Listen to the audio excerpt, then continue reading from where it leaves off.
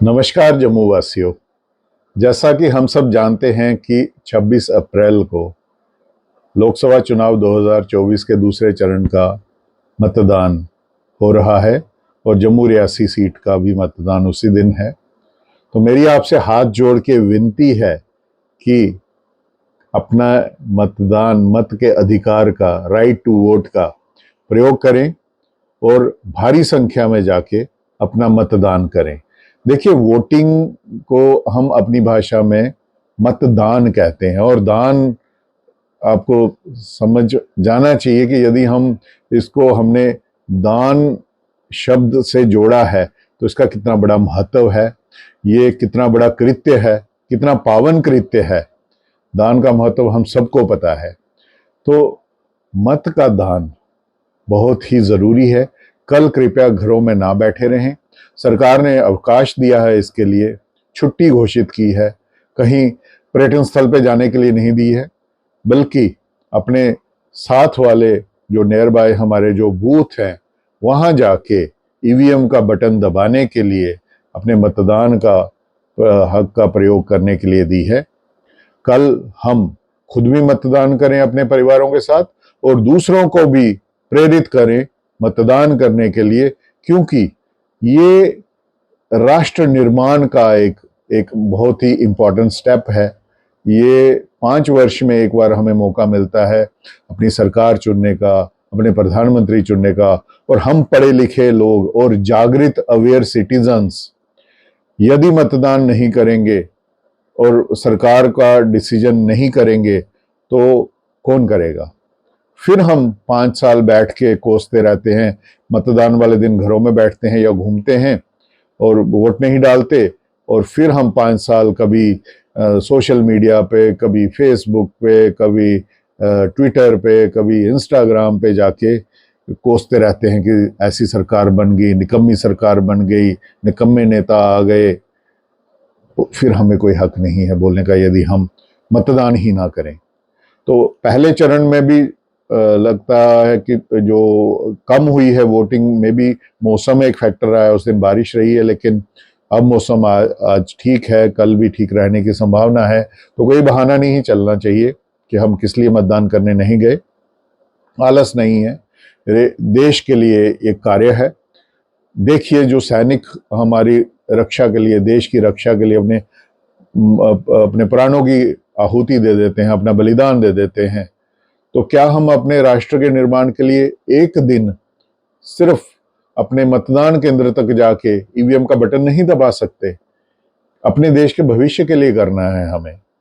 और अभी जो हमारा देश है बहुत ही ऐतिहासिक मोड़ पे खड़ा है।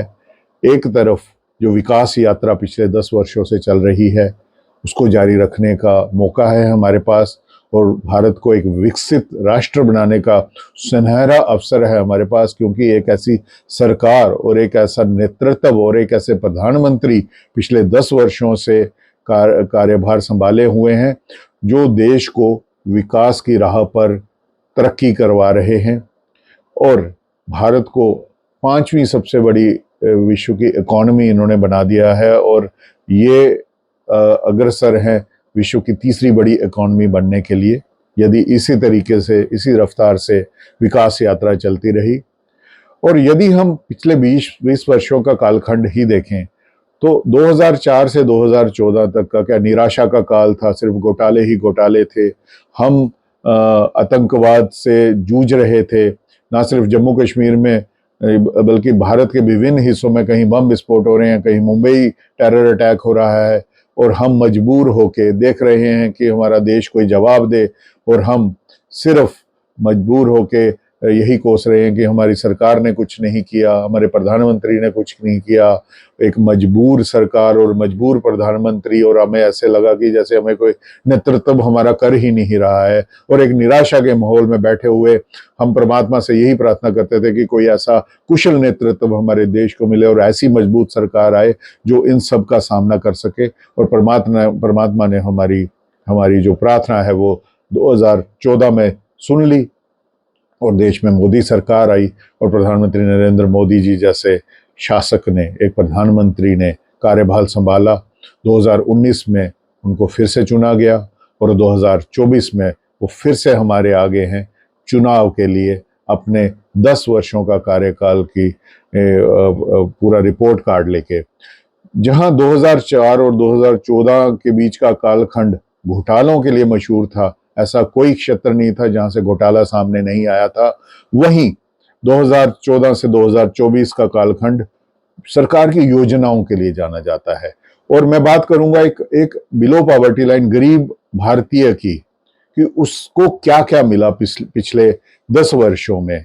सबसे पहले उनके लिए जनधन अकाउंट्स खोले गए ताकि जो सब्सिडी की राशि है बिना बिचौलियों के, बिना लीकेज के, बिना करप्शन के डायरेक्ट उनके खातों में आए, उनको डायरेक्ट बेनिफिट्स मिलें बीच में जो है उनको जितना फायदा मिलना चाहिए वो ग्राउंड तक पहुंचे। योजनाएं जो दिल्ली से बनती हैं, नई दिल्ली से बनती हैं, वो गांव तक भी पहुंचे और बिना किसी कमी के उन तक उतना ही फायदा पहुंचे जितना सरकार देना चाहती है। तो ये जनधन अकाउंट से पॉसिबल हुआ। उसके बाद हमारी माताओं बहनों के लिए उज्ज्वला योजना, जिसमें गरीब सिलेंडर लोगों के लिए, गरीब माताओं बहनों के लिए मुफ्त में सिलेंडर बांटे गए, चूल्हे बांटे गए और उनको आग और लकड़ी से जो खाना बनाती थी, धुएं से जो बीमारी होती थी, कभी फेफड़े की बीमारी, कभी आंखों की बीमारी, उससे निजात मिली और कितनी सुखद और आसान हो गई उनकी डे टू डे लाइफ। स्वच्छता अभियान, शौचालय बनवाए गए ताकि गरीब लोगों में बीमारी ना फैले और उनको जो बीमारी में जो खर्चा आता है वो बचे। उसके बाद एक गेम चेंजर जो हेल्थ केयर को लेके आया गरीब लोगों के लिए, आयुष्मान भारत योजना या गोल्डन कार्ड जो बनता था, जिसके तहत 5 लाख तक का एक परिवार को मुफ्त इलाज 1 साल में मिला, जिसके तहत लोगों ने अपने मुफ्त इलाज कराए। जहां उनकी कभी जमीनें बिक जाती थी, कभी घर बिक जाते, कभी अपनी गहने गिरवी रखने पड़ते थे लोगों को अपने इलाज करवाने के लिए। तो अब इस योजना के तहत ना सिर्फ सरकारी अस्पताल में बल्कि प्राइवेट हॉस्पिटल में भी जाके सिर्फ एक कार्ड के साथ वो मुफ्त का इलाज करवा रहे हैं। कभी हार्ट के स्टेंट जिनमें लाखों रुपए की कीमत के, वो मुफ्त में डाल रहे हैं। नी रिप्लेसमेंट सर्जरी, लाखों की सर्जरी मुफ्त में हो रही है। हिप रिप्लेसमेंट सर्जरी लाखों में मुफ्त में हो रही है। वो मैं स्वयं जानता हूँ क्योंकि मैं स्वयं इनको आयुष्मान भारत के अंतर्गत कर रहा हूँ पिछले 4 वर्षों से, और कितने ही लोगों को लाभान्वित होते हुए मैंने देखा है। और एक बहुत बड़ा सहारा है गरीब आदमी के लिए जब इलाज उनको मिलता है मुफ्त। जन औषधि केंद्र खोले गए कि हमारी जो middle class, lower middle class लोग हैं, जिनको रोज ही दवाइयाँ लेनी पड़ती हैं, कभी हार्ट की, कभी ब्लड प्रेशर की, कभी शुगर की, कभी थायराइड की, तो अनगिनत बीमारियां जिसमें बहुत सारी दवाइयाँ हैं उनको रेगुलर बेसिस पे लेनी पड़ती हैं, तो वो उनको बहुत ही कम रेट में 90% तक के कंसेशनल रेट्स पे वो मिल रही हैं।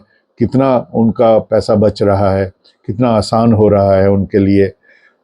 रोटी जो बेसिक नेसेसिटी हम जिसको समझते हैं, तो जो मुफ्त अन्न है हमारे गरीबों को कोविड काल के बाद, जब कोविड काल में एक कुशल नेतृत्व ने प्रधानमंत्री जी के हमारे देश को इस टफ पीरियड से बाहर निकाला, चाहे वो लॉकडाउन करना पड़ा या उसके बाद के स्टेप्स, तो एक कुशल नेतृत्व उस समय जरूरी था। और बहुत सी मैं कह सकता हूँ कि भयंकर काल से हमें कालखंड से बाहर निकाला इसी सरकार ने, और मुफ्त वैक्सीन बांटी गई, ना सिर्फ हमारे देश में, विदेशों में भी उन्होंने बांटी। हमने अपनी इंडिजिनस वैक्सीन उसमें डेवलप की। तो वो कालखंड, और उसमें जो है गरीब लोगों के लिए मुफ्त अन्न की योजना स्टार्ट की गई। लगभग 80 करोड़ लोगों को मुफ्त अन्न मिल रहा है पिछले 4 वर्षों से, और आने वाले 5 वर्षों के लिए भी सरकार ने वो जारी रखने के लिए कहा है। रोटी की समस्या गई, इलाज खत्म हुई, इलाज की समस्या खत्म हुई, सर पे छत, कपड़ा, मकान जो वो कहते हैं, रोटी मकान की मुफ्त जो प्रधानमंत्री आवास योजना के तहत उनको पक्के मकान मिल रहे हैं, सर पे छत मिल रही है।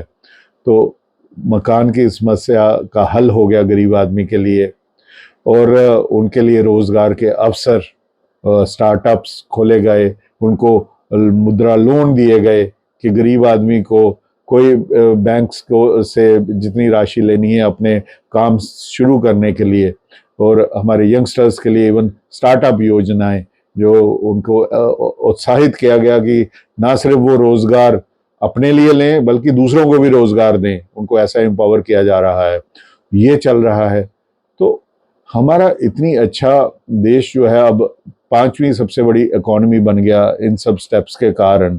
तो एक प्रगति की राह पे हमारा देश चल रहा है, और ये जारी विकास यात्रा जारी रखने के लिए, और एक जो सपना है प्रधानमंत्री नरेंद्र मोदी जी का कि विकसित भारत 2047 तक हर क्षेत्र में बनाना है भारत को, और तीसरी बड़ी विश्व की इकोनॉमी बनाना है, तो उसके लिए जरूरी है कि हम कल अपना मतदान अवश्य करें। और जम्मू कश्मीर के लिए मैं बात करूंगा, जम्मू के लिए यहाँ हमें एम्स मिला, IIT मिला, IIM मिला, नेशनल हाईवेज बन रहे हैं, और बहुत सारे इन्वेस्टमेंट्स आ रही हैं, और आने वाले कुछ कालखंड में यहाँ पे बहुत परिवर्तन होगा, रोजगार के अवसर उपलब्ध होंगे, क्योंकि और नए नए जो प्राइवेट सेक्टर में भी इन्वेस्टमेंट्स आएंगी, तो हमारे युवाओं को रोजगार भी मिलेंगे।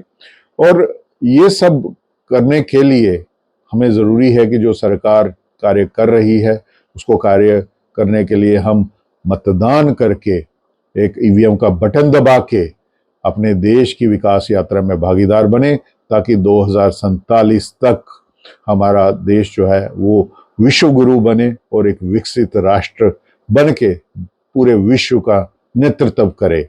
तो आइए बढ़ चढ़ के कल मतदान करें, पहले मतदान फिर जलपान। आपका बहुत बहुत धन्यवाद। जय हिंद।